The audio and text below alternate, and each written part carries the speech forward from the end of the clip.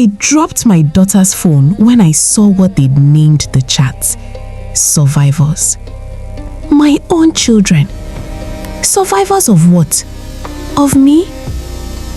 And then I read the messages and realized they weren't joking. I had read my children's group chat and they hated me. It started innocently, or so I told myself.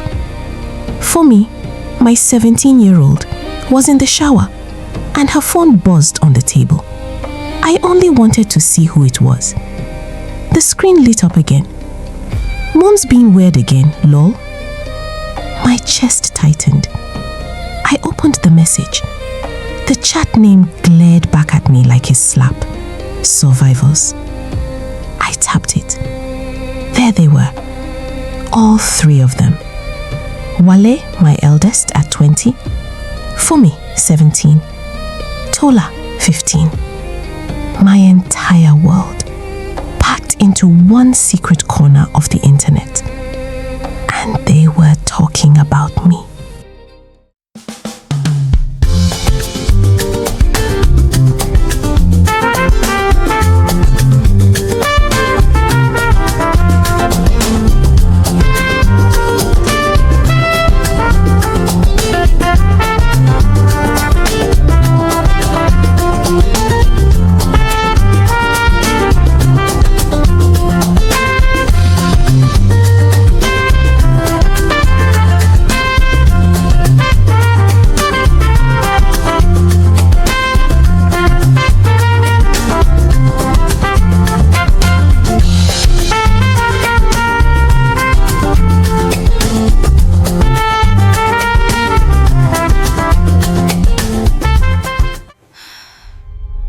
She went through my drawers again. She checks my phone every week. She treats us like prisoners. I swear I can't stand her voice anymore. The words sliced through me like knives. I scrolled further, my heart pounding louder with each message. Then I saw Wale's name again. My firstborn, my pride, the one I thought still respected me. This is why I left home early. The day you both turn 18, you're moving in with me. I promise you'll finally breathe. The world tilted. For years, I had worked myself to the bone for these children. I had been mother and father. Their father was away for months on military deployments while I carried the weight alone. I cooked, cleaned, monitored and sacrificed everything so they could have a good life. And this was what I got in return? I scrolled again, my fingers trembling. She's paranoid. She treats us like we're 5. I don't even feel safe telling her anything anymore. My hands began to shake. I felt the blood rush from my face. My own children, the ones I stayed awake praying for, had turned me into the villain in their story. The phone nearly slipped from my hands. I pressed it to my chest, trying to stop the shaking. When Fumi came out of the shower, humming, wrapped in a towel, I was already sitting on the edge of her bed, clutching her phone like evidence. She froze. "Mom, what are you doing with my phone?" I stared at her. Words burned in my throat, but only one sentence escaped. "After everything I've done for you." The look on her face told me the truth I hadn't wanted to see. It wasn't a misunderstanding. It wasn't teenage rebellion. They truly hated me. I have 3 children. Wale is 20, the eldest. Fumi is 17 and Tola is 15. Their father, David, is a military man, disciplined, loyal, and gone for most of the year. When he's home, he is quiet and calm, the opposite of me. I've had to be loud, firm, and alert because someone had to be. People say I'm strong, but they don't understand that strength for me was never a choice. It was survival. David was already working outside Lagos when Wale was born. I raised that boy while balancing my nursing shifts at the general hospital and selling pastries on weekends. I told myself that my children would never lack anything. Not food, not education, not direction. We're just happy. And I kept that It promise. really is a perfect day. I turned into the kind of mother who tracked where everyone was, what they were doing, and who they were with. I kept lists. I monitored friendships. I checked school bags and phone messages. I saw it as love. When Wele was 16, I found out he had skipped lessons to hang out with friends. I grounded him for 2 weeks. He barely spoke to me for the rest of that month. He left home at 18 to attend university in Ibadan. He never truly returned. I used to call him every night. Sometimes he answered, other times he didn't. He said he was busy, and I tried to believe it.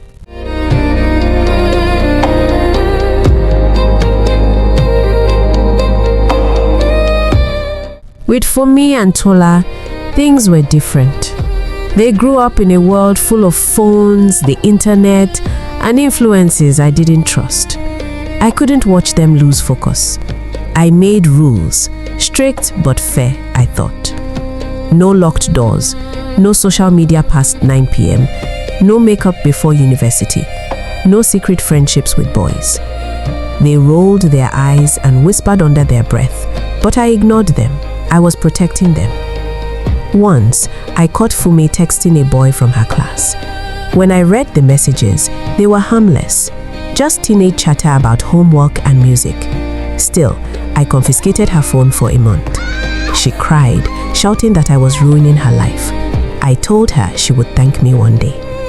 Maybe she never will. Because now, it seems every rule I made built a wall instead of a bridge.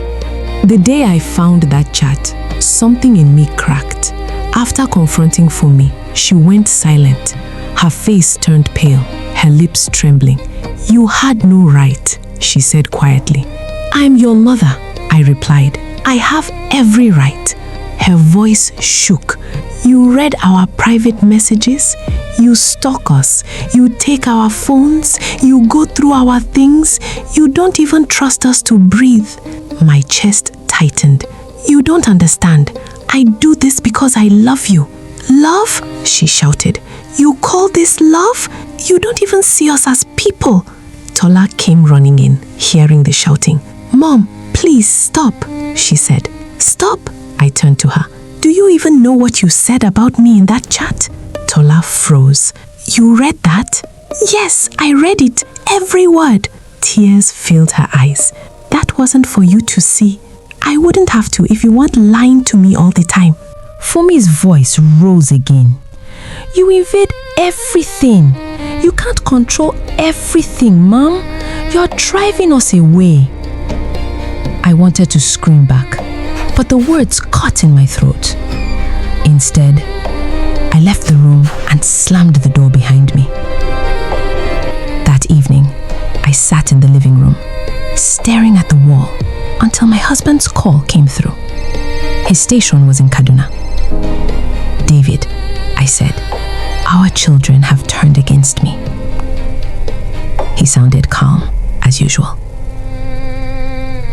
"What happened?" I told him about the chat, about the disrespect, the things they said. I expected outrage, but after I finished, there was silence on his end. Finally, he said, "You shouldn't have been reading their messages." I felt heat rush to my face. "Are you defending them?" "No," he said. "But if you keep invading their space, they'll only resent you more." "I'm their mother," I said. "I have the right to know what goes on in my house." "Having a right doesn't mean you're right," he replied softly. I hung up before I said something I'd regret.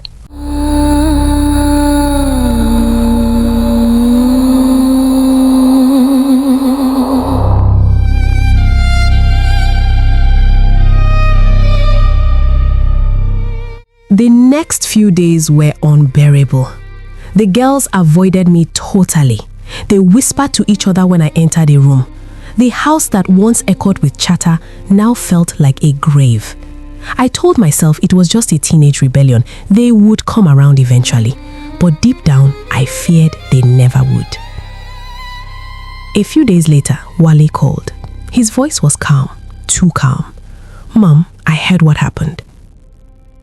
"You should be apologizing," I said bitterly. "You're the one telling your sisters to leave home when they turn 18. He sighed. "Mom, I didn't mean it like that." "You wrote it, didn't you?" "Yes, but I was angry. I just wish you'd stop checking their phones." "You too?" I snapped. "Are you going to lecture me as well?" "Mom, please. You raised us well, but we need space now. You don't trust us. You don't listen." "I listen," I protested. "No, you don't," he said softly. "You think listening means waiting for your turn to speak. That's not the same thing." For a moment, I didn't recognize his voice. Calm, steady, almost pitying. He said, "You taught us discipline, but not how to breathe. We're grateful, but we're tired." Tears stung my eyes. "So all of you think I'm a monster?" "No, Ma," he said. "We think you are scared, and you don't know how to stop being scared." When the call ended, I sat there, trembling. I wanted to believe Wale was wrong, but his words dug deep. That night, I couldn't sleep. I walked around the house in silence, passing their doors, one slightly open, one closed, both quiet. I wanted to knock, to say something, but I didn't know where to start.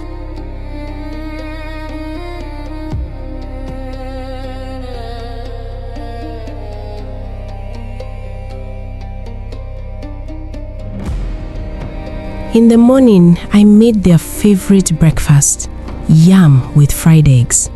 I placed their plates on the table and waited. They came down together, whispered something to each other, then ate quietly. I asked gently, "Can we talk?" Fumi nodded without looking up. "I'm sorry," I said slowly, "if I made you feel like I don't trust you." Tola looked up for the first time. "Do you mean that?" "Of course I do, but you must understand. I only want what's best for you." Fumi sighed. "Mom, we know you love us, but you don't see us. You only see danger everywhere." Her words hurt more than I expected. "You think I enjoy being strict?" I asked. "I stay awake every night worrying about you. If something happened to any of you, I'd never forgive myself." She softened. "Then please, just talk to us. Don't spy on us." I nodded, though a part of me still believed they needed supervision. Love, I told myself, wasn't always soft. But later that night, when they laughed together in the next room and stopped talking as soon as they noticed me, I realized something had changed. I had lost something that rules couldn't rebuild. I still check their rooms sometimes, but I don't touch their phones. I promised myself that much. David came home last month. The house brightened up immediately. Laughter returned, even if I wasn't involved.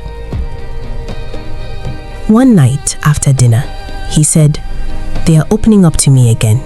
You should try sitting with them more." "I do," I said. "But they shut down when I talk." "Because you talk at them, not with them," he said gently. I glared at him. "You don't understand. You weren't here." He sighed. "I know I wasn't, and maybe that's part of the problem. You had to carry everything alone, but it doesn't mean you're always right." His words stung, but I didn't argue. Now, I try to give the girls more freedom. They go out, sometimes to church youth meetings or study groups. I still call every hour, but at least they go. It's progress, I suppose. Wale visits on weekends sometimes. He talks to them more than me, but that's fine. At least they are bonding. Wale told me last week, "They are happier now, Mom. Thank you for easing up." I smiled, though my heart felt hollow. They're happier without me controlling them. That sentence sat in my chest like a stone for weeks. Until tonight. I was standing in the hallway, as usual, listening to them laugh in the living room. David, Fumi, and Tola were watching something on the television, roaring with laughter. The sound filled the house with warmth, but the cold tile under my feet reminded me I was on the outside. I turned to go back to the kitchen, to retreat to my chores, to the safety of my control. No, I thought, not tonight. I took a deep breath, my hands shaking slightly, not from anger this time, but from a different kind of fear, the fear of rejection. I walked into the living room. The laughter died down instantly. Fumi sat up straighter. Tola muted the TV. David looked at me, a question in his eyes. The silence was heavy, suffocating. The old me would have asked about homework.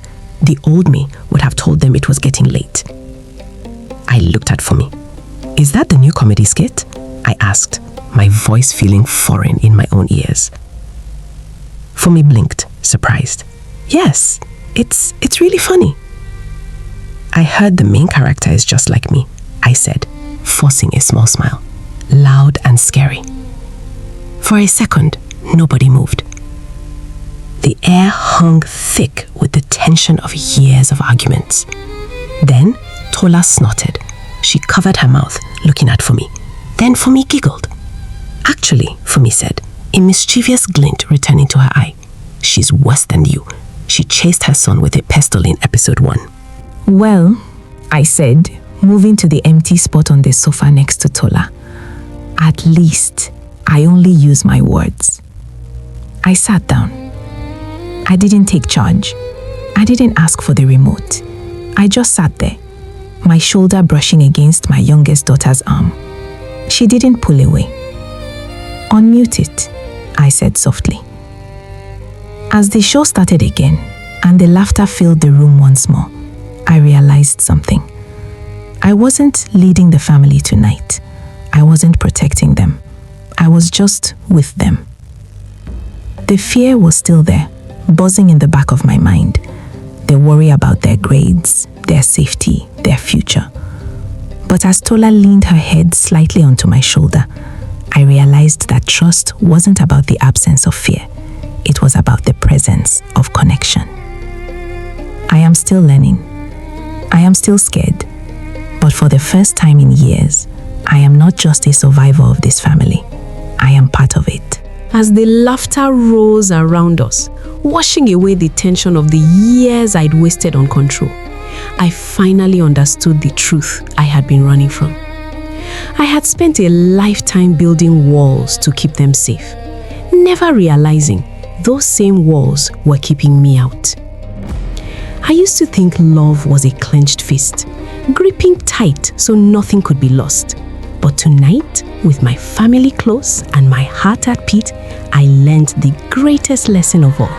Love is an open hand, because that is the only place they will ever choose to return to.